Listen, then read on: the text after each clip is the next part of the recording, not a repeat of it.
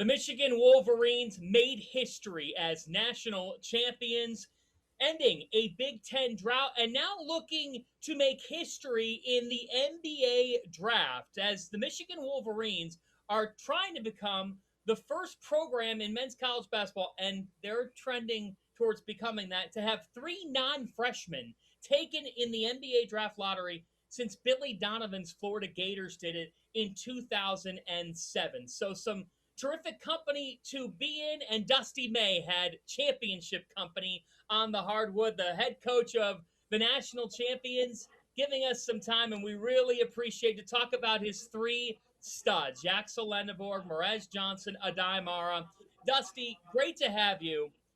You think about having these three as part of your program, and if I had told you 1 year ago, right now, that these three would be at the forefront of a national championship and now could all hear their name. They'll hear their name on draft night, round one. Could all hear their name in the lottery.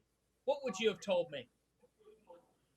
Depending on what day you would have asked, John, there were certainly days last summer, and we at this point we hadn't started working out yet. But immediately after getting our group together, we felt like there were days when we could win a national championship, and then there were other days when we thought, wow, this could go south. This might not be as smooth as we thought it could be. But overall, we felt like we had a chance. And anytime you have as much time as we have as college coaches and you have that much talent, all you really need is a chance. And fortunately, those guys were made from the right stuff. And coach, I mean, those three players, they were all transfers coming in.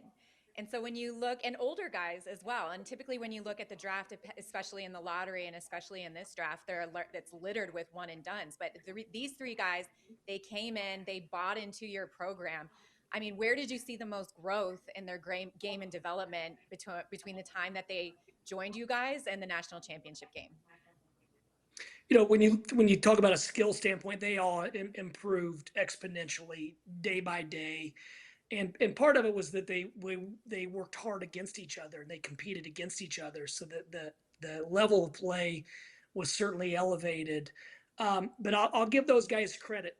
Even after we had two of them signed, and then Yaxel decided to come back, the others were being actively and aggressively recruited during that time frame, being told they wouldn't play. There's no way it could work all three bigs. So credit those guys that they believed in the vision, but also they believed in each other, that they could find a way to coexist. And it was risky for them and us to have three guys that had played center the previous year, thinking that would be the core of our starting lineup up front. But credit for their belief in each other, that no one dodged and ran from it. Coach, want to ask you about how you made those pieces fit, and specifically the player development program. And Yax was one of those guys. I don't want to say it was the expectation, but certainly there was some people who believed he could have been a first-round pick last year, and so where he is this year, not necessarily a surprise. But to see the growth from both Adai and Morez, was this something that during that recruiting process you guys laid out, or was this something that evolved or you iterated your way through over the course of the last 10 months? No, Adam, much like Danny, we didn't anticipate sitting here today with a new roster, a new front line again. We felt like those guys would be with us 2 years, and at that point, they would have a chance to be first-round NBA draft picks. Typically, lottery picks are preserved for the freshmen and the youngest players. Fortunately, Merez is young, and then Adai, just how much better he improved this season throughout. And it was incremental, it was gradual, but to see him play as well as he did on the biggest stage against some of the best bigs in the country, I think is also one of the reasons he's in the position he's in. But no, we didn't foresee it happening like this, but we're very happy that it did, because these guys are achieving a lifelong goal and dream. Dusty, I want to stick with Adai because I remember talking with you in January, and at that point you had said the player that he was in October versus the player that he is now, it's really something. And then you said in March, hey, the player he was in January to the player he is now is a totally different entity. What do you attribute to his growth the most over the course of the season, and what is an NBA team going to get in Adai Mara? Well, his growth is a tribute to his work and our staff, their ability to help these guys day by day. But Adai, once he's committed to getting in better shape and changing ends and putting more pressure on the rim, he unlocked a different element because he's always been an elite passer. Obviously, our guys also learn to play off of him better, to finish their cuts, when and how and where to play with him to be better.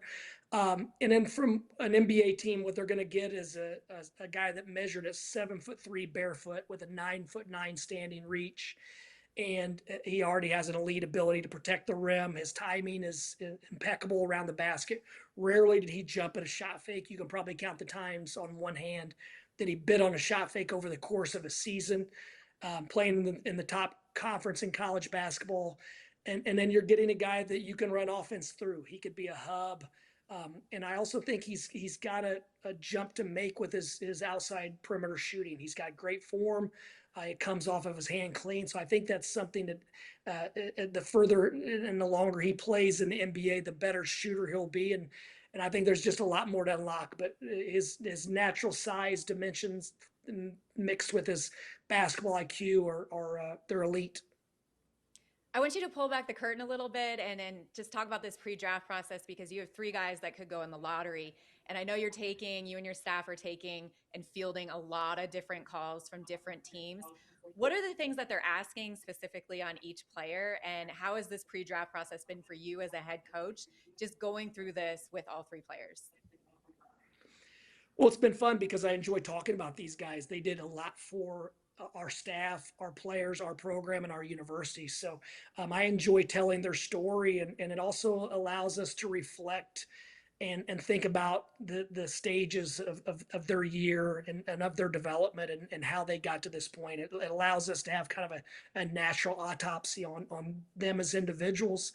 But yeah, it's been daunting because when you're drafting in the lottery, these teams are doing so much homework and so much research that you get caught on a call for 45, 50 minutes almost every single night or in the morning.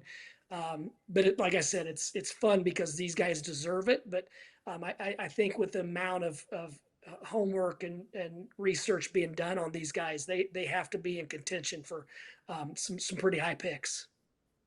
Coach, to that end, what is the point if we were to go real rapid fire about all 3 guys? If there was one thing about each that most people or even most scouts wouldn't know that you think is important, what would you say those things are? Their intangibles outweigh it. They're obviously really good basketball players. You don't lead a team to the national championship like our guys did without being tangibly good, but their intangibles outweigh their tangibles. They have never been around a group that cared as much about their teammates and their teammates' success and being fans of their teammates and a mutual respect as this group. And so I think that's never going to be undervalued in a team sport like basketball. Dusty, draft night is ahead, and you're getting your footsteps in when you're on the sidelines coaching these guys, but you'll also be getting your footsteps in. I'm thinking of one of those trackers when we're watching highlights and they're tracking somebody's movement across the hardwood.